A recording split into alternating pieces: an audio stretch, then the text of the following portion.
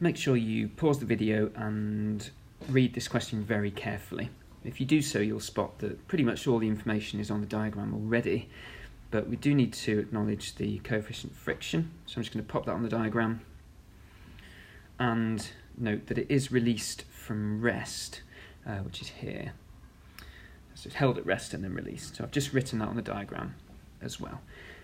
Pretty much everything else there is on the diagram, so again I'm just going to create some space by copying that diagram and the questions that we need to answer onto a new page. Okay, part A, calculate the direction and magnitude of the frictional force between B and the surface. Well, this requires us to think carefully about the direction of friction. Is friction pointing up the slope or is it pointing down the slope? Well, don't know.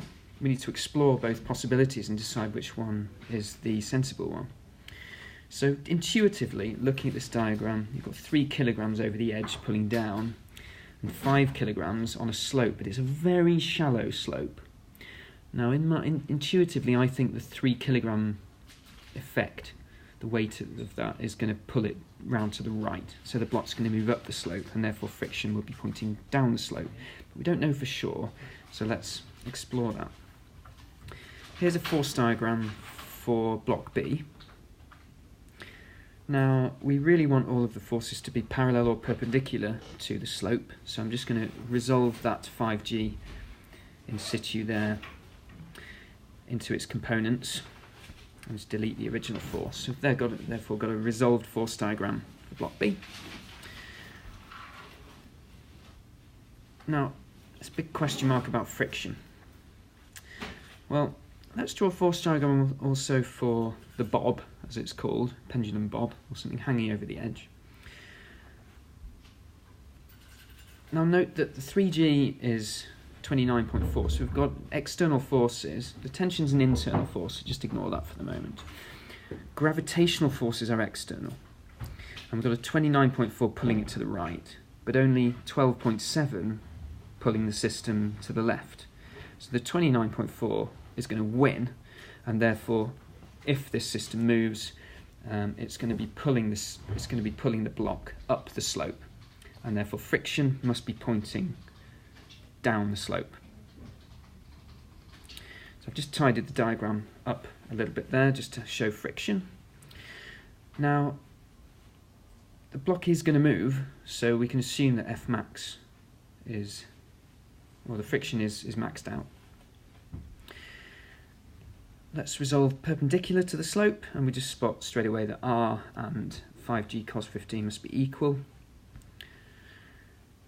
Our friction equation, F max equals mu R, gives us 0.3 times 5G cos 15, which works out as 14.2 newtons.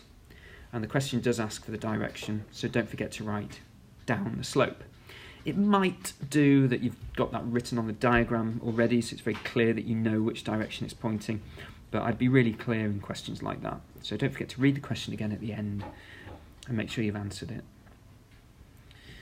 Now, in part B, you can still think of this as the whole system. So rather than thinking of 2 separate objects, just think about whole system, ignoring the tension inside. And you've got 3G pulling it to the right, or down, and these 2 forces, friction and the 5G sine 15, pulling the system the other way. And if you do that, you've got 3G positive and negative 5G sine 15, because it's pulling to the other way, and negative friction. Don't forget, we're dealing with F max, because in part B, the block is moving. And that all equals 8A, 8 because that's the total mass of the whole system. And straight away we can work out what A is. That gives us A straight away. Now, if you're not comfortable thinking about the whole system, and you've already drawn these nice 2 separate, neat force diagrams, then you can just use those. You end up with the same answer. Here's how. If we look at the bob first, this is the bob, the one hanging over the edge. We know it's going to be moving downwards, so I'm taking down as the positive direction. I've got 3G, and then subtract T, and that gives us 3A from F equals MA. That's one equation. We do the same for the block on the slope. This time we've got tension pulling it in the positive direction and these two forces pulling it in the negative direction. Remember, F max is 14.2. And this time that equals 5a because it's the block, which weighs 5 kilograms. But notice if you want to solve this for a, you can add these two equations together. You've got a negative t in this equation, a positive t in this equation, and adding the two equations together will eliminate t, and lo and behold you get exactly the same equation as you get when you look at the whole system. It gives you the same value as of a. Right. There are two, possibly three phases of motion to what happens next. So this is released from rest. It's left for 1 meter before the string breaks. And that'll change the system, so something else will happen. So we know that the block is going to accelerate with this acceleration up the slope until it's moved 1 meter. And then something else is going to happen. So this is a SUVAT question. Set up SUVAT. S is 1. It's released from rest, so U is 0. Because we know there's going to be another phase of motion after this, we could do with knowing what the velocity of the block is at the end of that motion. Because probably what's going to happen is the block's going to accelerate up the slope, the string will break, but then the block is moving, so it will need to undergo a deceleration. It'll then stop instantaneously, and then we need to decide whether it's going to then accelerate back down the slope. So Vx squared equals u squared plus 2as. Solve that for v, and we get that after it's moved 1 meter, the block is moving 0.794 meters per second when the string breaks. So that's the acceleration phase. Now let's look at the deceleration phase. So let's just note in the force diagram, what does that mean for our force diagrams over here? Well, it just means the tension's gone, doesn't it? So you'd probably draw new force diagrams, but I don't have much space here. So I've just removed those from the diagrams. Now the bob's just going to fall to the ground very quickly, so just ignore that. The block is going to still be under the action of these two, the resistive force and its gravitation down the slope. But there's no tension this time, but it does have an initial velocity, which is the final velocity from before. But before we go near SUVAT, you can see that I've worked out the new acceleration. So we need to know, how is it going to decelerate with no string? Well, here's your force diagram. Here's your forces, both acting negatively. So negative 5g sine 15, and negative 14.2 equals ma, so 5a. And solve that, we get acceleration is minus 5.38 meters per second. Now we can do SUVAT and work out how far the block will travel under this deceleration until it stops, because it will change direction. Solving that gives us S is hardly anywhere. It's moving just over or just below 6 centimeters before it comes to rest.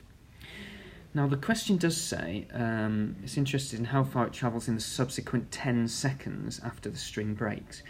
So how long does it take to move these 6 centimeters? Well, you're probably thinking less than 10 seconds.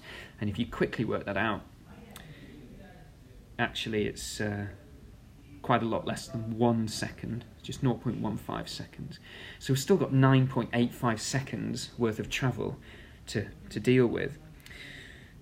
But what happens when the block stops? What does it want to do? It wants to turn around and travel down the slope. And if it does that, the friction is going to change direction.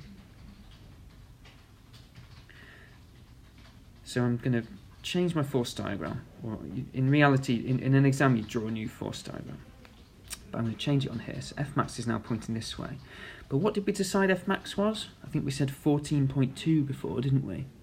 And what was 5g sine 15? Only 12.7. So is this block going to move? No, it is not going to move anymore. It's going to be accelerated up the slope by the string breaks, the block will then slow down and stop, and then it will just remain stopped. So actually this subsequent 10 seconds is irrelevant really. It's just going to move up in 0.15 seconds, and then stop, and that's it. So our final answer is just 0.0586 meters. And just before I finish, I just want you to imagine there's a nice long slope, a rough slope, and you're standing at the bottom with a big heavy book, and you whiz the book up the slope. The book's going to slow down and stop, and if it's a shallow slope, the book isn't going to slide back down to you, is it? Unless it was a really lubricated slope. It'll just stop halfway up the slope, and that's pretty much what's happening here with this block.